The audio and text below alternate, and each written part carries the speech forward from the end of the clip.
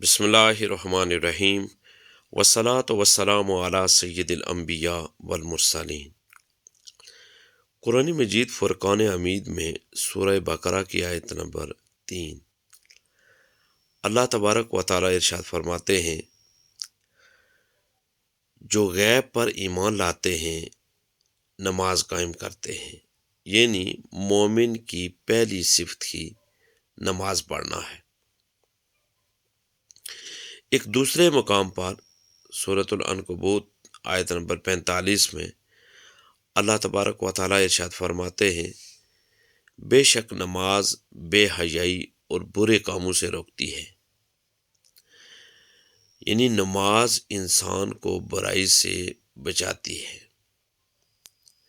اسی طرح سورہ طٰہٰ آیت نمبر 14 میں اللہ تعالی ارشاد فرماتا ہے، اور نماز قائم کرو میری یاد کے لیے۔ اللہ تعالیٰ نے نماز کو اپنی یاد کے لیے خاص کیا ہے۔ حضور تاجدار کائنات صلی اللہ علیہ وآلہ وسلم کا ایک ارشاد پاک جو مسند احمد میں ہے، پیارے آقا صلی اللہ علیہ وآلہ وسلم نے ارشاد فرمایا، نماز دین کا ستون ہے، جس نے اسے قائم کیا اس نے دین کو قائم کیا، اور جس نے اسے چھوڑا اس نے دین کو گرایا۔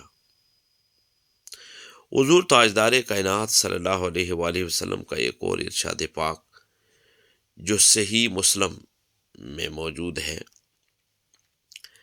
پیارے آقا صلی اللہ علیہ وآلہ وسلم نے ارشاد فرمایا، قیامت کے دن سب سے پہلا سوال نماز کے بارے میں ہوگا۔ اگر نماز درست ہوئی تو باقی اعمال بھی قبول ہوں گے۔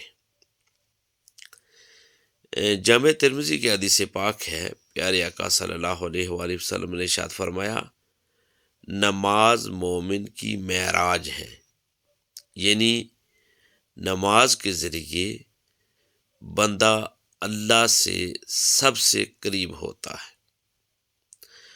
صحابہ کرام رضوان اللہ علیہ مجمعین کی زندگیوں کو دیکھا جائے تو نماز کی اہمیت اور واضح ہو کر ہمارے سامنے آتی ہے۔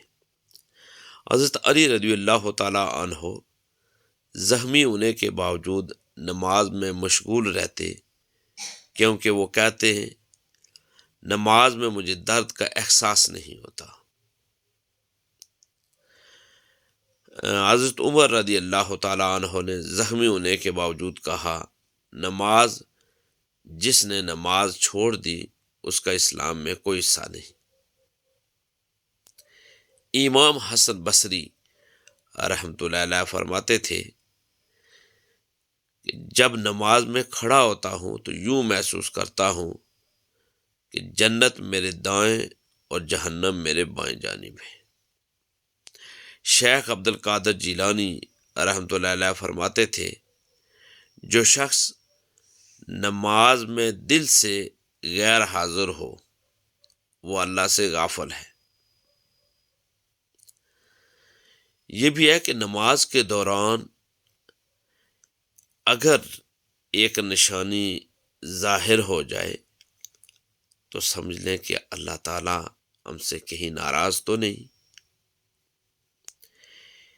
یہ ایک خاص بات میں آپ سے کر رہا ہوں، وہ یہ ہے کہ اگر کبھی نماز میں دل نہ لگے، غفلت طاری ہو، دل سخت ہو جائے، آنسو خشک ہو جائیں، تو سمجھ جاؤ اللہ تبارک و تعالی ناراض ہے۔ اور یہ اگر نماز میں دل نہیں لگ رہا تو انسان کو سوچنا چاہیے کہ کہیں اس کا رب، اس کا خالق کہیں اس سے ناراض تو نہیں۔ یہ کوئی معمولی علامت نہیں، یہ بھی ہے کہ اس کی رحمت کا دروازہ بند ہونے والا ہے۔ یہ اشارہ یہ بھی ہو سکتا ہے، یہ ایک جھنجھوڑنے والا لمحہ ہے، واپس پلٹنے کا وقت ہے، توبہ کا وقت ہے۔ اور یہ بھی ہے کہ انسان کو آخر سوچنا چاہیے کہ کیا یہ چیزیں جب ہونے لگیں تو اس وقت اس نے توبہ کی، یقیناً یہ توبہ کا وقت ہے۔ اللہ تبارک و تعالیٰ کے حضور توبہ استغفار کرے۔ اور پھر یہ بھی ہے کہ استغفار کرنا یہ مومن کی شان ہے۔ یہ پیارے آقا حضور تاجدار کائنات صلی اللہ علیہ وآلہ وسلم کی سنت ہے۔ حضور تاجدار کائنات صلی اللہ علیہ وآلہ وسلم خود ایک دن میں 70 سے 100 مرتبہ کلمہ استغفار کہتے۔ تو ہمیں بھی چاہیے کہ ہم بھی توبہ استغفار کرتے رہیں، ہم بھی اللہ تبارک و تعالیٰ کے حضور رجوع کر کے، جھک کر، سجدہ ریزی کر کے، اپنی جبینوں کو اس کے حضور جھکا کر تو توبہ کرتے رہیں، اپنے گناہوں کی مغفرت طلب کرتے رہیں، استغفار کرتے رہیں۔ یقیناً جب یہ ہم کریں گے تو اللہ تبارک و تعالیٰ ہمیں ضرور وہ کرم کرے گا ہم پر۔ صحابہ کرام رضوان اللہ علیہم اجمعین، سلف صالحین اور اولیاء کرام کی زندگیاں ہمارے سامنے ہیں۔ حضرت بلال رضی اللہ تعالیٰ عنہ کو مکہ میں بہت ظلم و ستم کا نشانہ بنایا گیا۔ ان کو تپتے پتھروں پر لٹایا جاتا، زنجیروں سے باندھا جاتا، مگر ان کی زبان پر صرف ایک ہی لفظ ہوتا، احد احد، یعنی اللہ ایک ہے، اللہ ایک ہے۔ جب فتح مکہ کے دن نبی کریم صلی اللہ علیہ وآلہ وسلم نے انہیں خانہ کعبہ کی چھت پر اذان دینے کا حکم دیا تو وہی بلال جنہیں کبھی کعبہ کے قریب بھی نہ آنے دیا گیا تھا، آج اللہ کے گھر کی چھت سے اللہ اکبر کی صدا بلند کر رہے تھے۔ حضرت علی رضی اللہ تعالیٰ عنہ کا جن کا تذکرہ میں نے پہلے کیا ہے کہ جسم میں جنگ کے دوران ایک تیر پیوست ہو گیا، صحابہ کرام رضوان اللہ علیہ اجمعین نے کہا یا علی، ہم تیر نکالتے ہیں تو درد تو ہوگا۔ حضرت علی رضی اللہ تعالیٰ عنہ نے فرمایا نماز کے وقت نکال لینا، مجھے محسوس نہیں ہوگا۔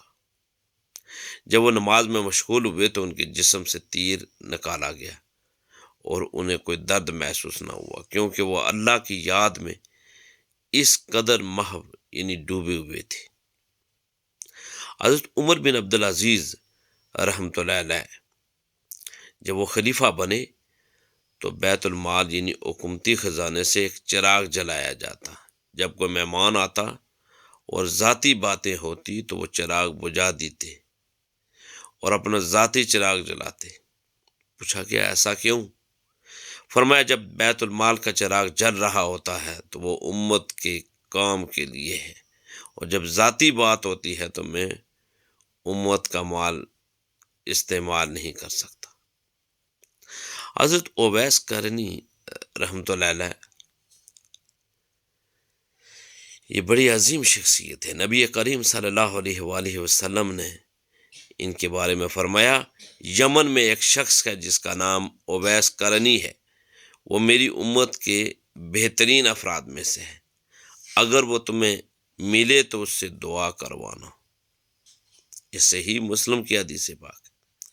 اویس کرنی رحمۃ اللہ علیہ نے نبی کریم صلی اللہ علیہ وآلہ وسلم سے کبھی ملاقات نہیں کی، صرف اس لیے کہ ان کی بوڑھی ماں بیمار تھی اور وہ ان کی خدمت میں مصروف رہتے۔ ایسی خدمت اور اخلاص کہ نبی کریم صلی اللہ علیہ وآلہ وسلم نے صحابہ کرام رضوان اللہ علیہم اجمعین کو ان سے دعا کروانے کا حکم دیا۔ امام ابو حنیفہ رحمۃ اللہ علیہ کی راتیں حضرت امام ابو حنیفہ رحمۃ اللہ علیہ کی بیوی نے گواہی دی کہ میرے شوہر راتوں کو قرآن لے کر کھڑے ہو جاتے اور صبح تک روتے رہتے، کبھی کبھی تو ایک ہی آیت پر ساری رات گزار دیتے۔ ان ساری باتوں کا خلاصہ یہ ہے کہ اللہ کی محبت جب دل میں جاگزیں ہو جائے تو دنیا کے دکھ، درد اور آزمائشیں معمولی لگتی ہیں۔ نماز، عدل، والدین کی خدمت اور اخلاص انسان کو اللہ کے مقرب یعنی قریب بندوں میں شامل کر دیتا ہے۔ بس ہمیں چاہیے کہ ہم نماز میں اپنا دل لگائیں، اللہ تبارک و تعالیٰ کے بتائے ہوئے راستے پر یعنی قرآن اور احادیث اور اسلام کی سنہری تعلیمات کے مطابق اپنی زندگی گزارنے کی صحیح اور کوشش کریں۔ اللہ تبارک و تعالیٰ ہم سب پر اپنا کرم کرے، اور اللہ تبارک و تعالیٰ وہ نیک اعمال اور صالح اعمال کرنے کی توفیق اور ہمت عطا فرمائے جس سے وہ اللہ تبارک و تعالیٰ اور اللہ تعالیٰ کے حبیب حضور تاجدار کائنات صلی اللہ علیہ وآلہ وسلم راضی ہو جائے۔ دین کی بات پھیلانا صدقہ جاریہ ہے، ثواب کی نیت سے ویڈیو کو شیئر ضرور کیجیے۔ جزاک اللہ۔